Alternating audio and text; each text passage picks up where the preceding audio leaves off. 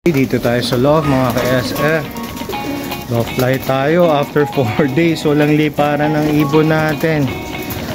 Grabe, after Karina nakasurvive pa rin ang ating loft.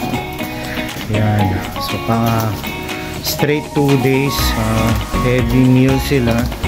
Tapos today maaga tayo maglo-loft flight.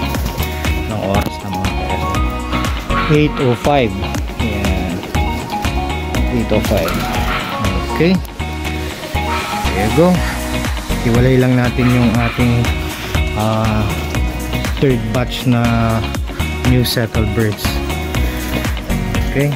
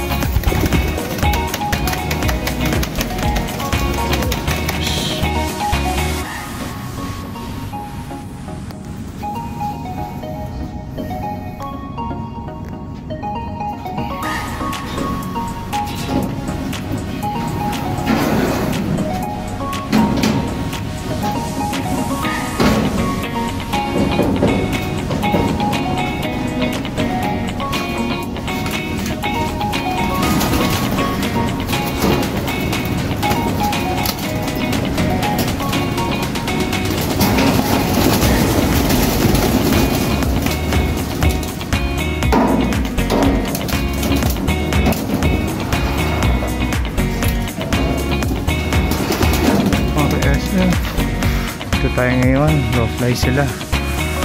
Sabog-sabog 4 days. Ngayon lang tayo ulit nakapagpalipad.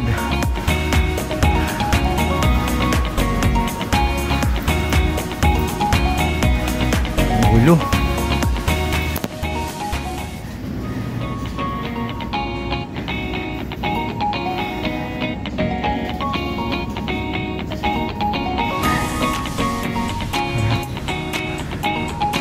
Natin silang batakin ng batakin. Okay, importante mag-groupings na sila.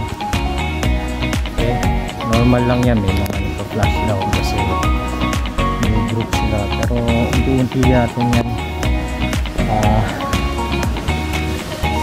unti-unti nila yung matututunan. Okay,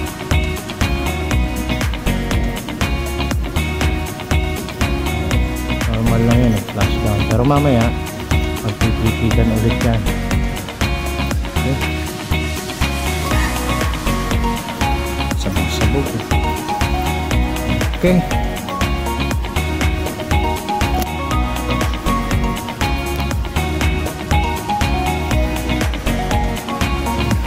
settle ko lang sila ng mga 10 to 15 minutes. Ang susunod nating batch itong ating third batch, second batch ng ating young bird. Okay,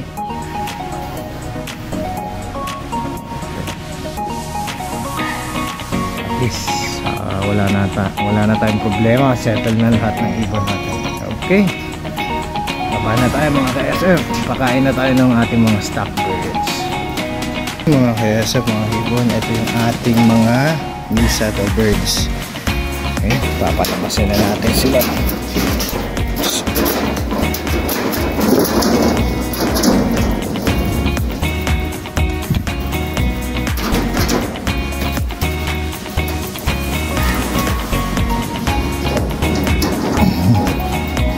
Yan. Okay, hindi natin sila isasabay sa ating mga wires.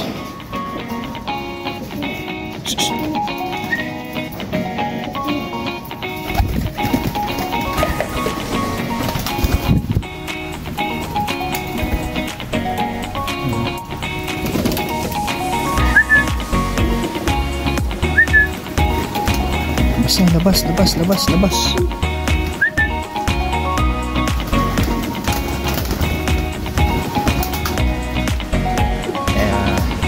Actually, pito to. Yung isa pinadala natin kay Sir Orla.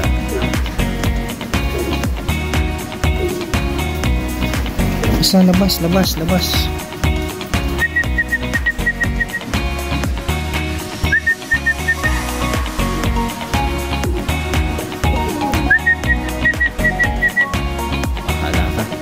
Okay mga ka-SF, mga ibon, feeding time na tayo. May isa na lang tayong ibon na nasa labas. So ready to fight na sila. Okay, kakain na sila. So tinitrain na natin sila, dapat sabay-sabay kakain, walang maiiwan bago tayo magpakain. Kasi mahirap pagka hindi nakakain yung nasa labas. Medyo nawawala sa kondisyon. Okay, so paano mga ka-SF, mga kaibon, hanggang dyan na lang at magpapakain na tayo ng ating mga flyers. Okay, bye!